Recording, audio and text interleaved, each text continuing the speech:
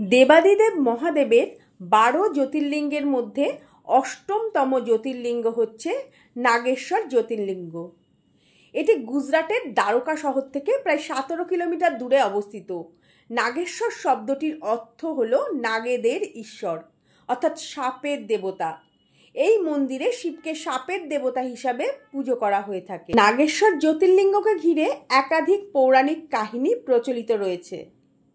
তার মধ্যে অন্যতম দুটো পৌরাণিক কাহিনী আমি আপনাদের সাথে শেয়ার করব। একদা সুপ্রিয় নামে শিবের এক পরম ভক্ত ছিল।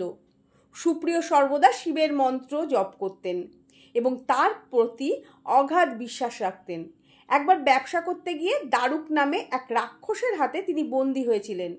দারুক ছিল শিবের ঘোর বিরোধী। সে সুপ্রিয়কে তার অনুচরদের সঙ্গে এক অন্ধকার কারাগারে আটকে রাখে। কারাগারে বন্দী থাকা অবস্থাতেও সুপ্রিয় শিবের ভক্তি ত্যাগ করেনি। তিনি নিজের এবং অন্যান্য বন্দীদের শিবের মন্ত্র শেখানো শুরু করেন। দেখতে দেখতে অনেকেই সুপ্রিয়র মতো শিব ভক্ত হয়ে উঠলেন। এই খবর দারুকের কানে পৌঁছালো। সে অত্যন্ত ক্ষিপ্ত হয়ে উঠল। সে রেগে গিয়ে সুপ্রিয়কে শাস্তি দিতে আসে। সুপ্রিয় তখন শিবের ধ্যান করছিলেন এবং অন্যান্য বন্দীরাও তার সঙ্গে শিবের মন্ত্র জপ করছিল। সুপ্রিয়র এই অটল ভক্তি দেখে রাক্ষস দারুকের রাগ আরো বেড়ে গেল। সে হাতে তার অস্ত্র নিয়ে সুপ্রিয়কে মারতে উদ্যত হয়, কিন্তু দেবভক্ত সুপ্রিয়কে আঘাত করতে গিয়েও সে ব্যর্থ হয়, কারণ সুপ্রিয় তখন গভীর ধ্যানে মগ্ন ছিল। সুপ্রিয়র ভক্তিতে তুষ্ট হয়ে দেবাদিদেব মহাদেব সেখানে আবির্ভূত হন। মহাদেব দারুককে পরাজিত করে সুপ্রিয়কে রক্ষা করেন এবং সেই স্থানেই নাগেশ্বর নামে জ্যোতির্লিঙ্গ রূপে আবির্ভূত হন। এই জ্যোতির্লিঙ্গ সমস্ত রকম বিষ থেকে ভক্তদের রক্ষা করে বলে মনে করা হয়। শিবের আরেক পরম ভক্ত ছিলেন দারুক নামে এক রাক্ষসী। এটা আমি আপনাদের দ্বিতীয় উপাখ্যান বলছি। দারুক দেবী পার্বতীরও ভক্ত ছিলেন। দারুকের ভক্তিতে সন্তুষ্ট হয়ে দেবী পার্বতী তাকে একটি বন উপহার দিয়েছিলেন, যার নাম ছিল দ্বারুকা বন।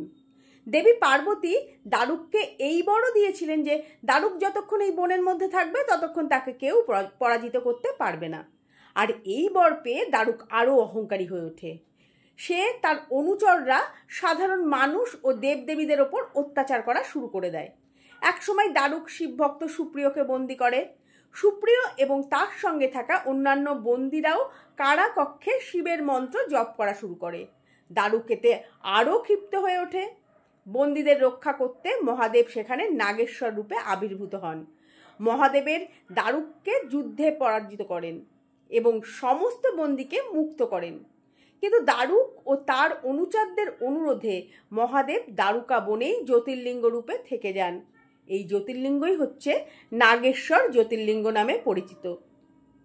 এই আখ্যান থেকে কি বোঝা যায় বলুন তো? বোঝা যায় যে মহাদেব তার ভক্তদের রক্ষা করতে সর্বদা প্রস্তুত।